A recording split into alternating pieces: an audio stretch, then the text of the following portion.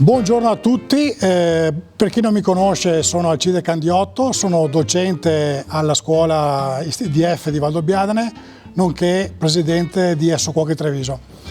Oggi volevo proporvi Dritti in cucina, dove non solo andremo dritti nel cuore dell'argomento, ma daremo anche delle dritte per come realizzare un piatto perfetto. Il tema di oggi sono gli asparagi e uova.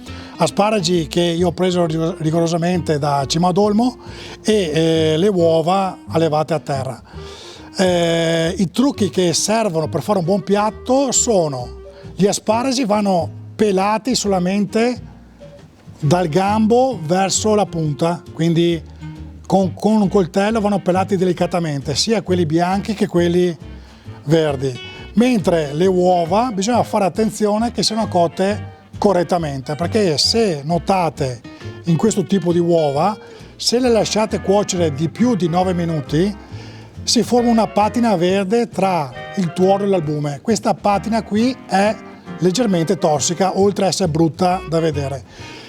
Qua ho preparato altre uova cotte sempre sode e colorate con la rapa rossa, quindi una rapa rossa frullata, estratta l'acqua colorata, e colorati per 10 minuti le uova già cotte, già sbucciate.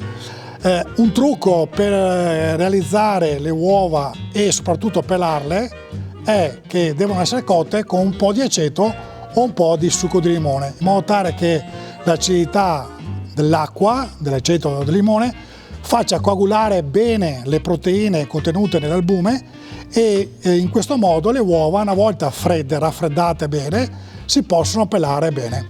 Poi andremo a vedere l'impiattamento, che sarà con una crema di uova barzotte, cioè le uova, questa tipologia qua, che sono cotte 6 minuti, quindi col tuorlo cremoso. Queste uova che abbiamo utilizzato per fare le uova, la crema di uova da mettere con gli asparagi e uova alla bassanese, io ho lavorato tanti anni con Dussin a Bassano del Grappa, quindi di questi piatti ne abbiamo fatte a migliaia.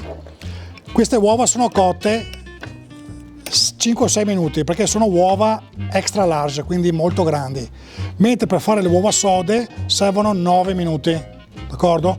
Quindi non eccedere con i 9 minuti e raffreddarle subito, sennò diventano verdi, come questi qua che ho fatto apposta portare avanti di cottura.